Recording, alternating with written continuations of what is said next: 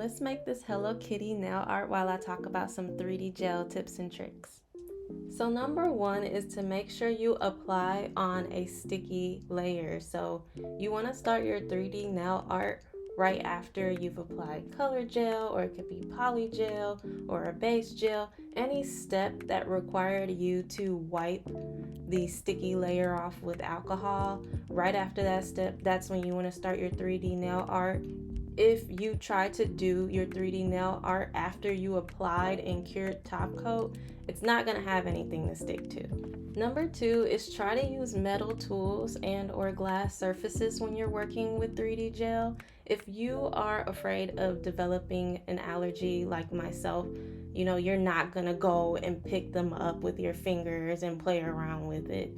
I highly recommend you using these metal or glass tools. They tend to not stick on metal or glass. They do stick to silicone and plastic is what I ended up finding. And if you want to use a silicone tool and you want to play around with the molding of the gel, you will have to apply a little bit of oil. I've used jojoba oil, just a tiny bit, so that you're not mixing in oil with the gel. I also want to add that while I was transferring the gel over to the nail, I did beforehand wipe the metal tool with alcohol so that it would stick to the tool and I can therefore transfer onto the nail. And number three is using a brush to help with the molding and the shaping of the 3D nail art.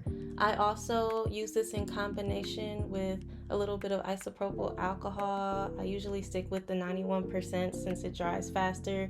You do not want to use too much. I don't know how that's going to affect the curing, but definitely share some tips and tricks that you like to use, and I really hope that you like the result of this nail.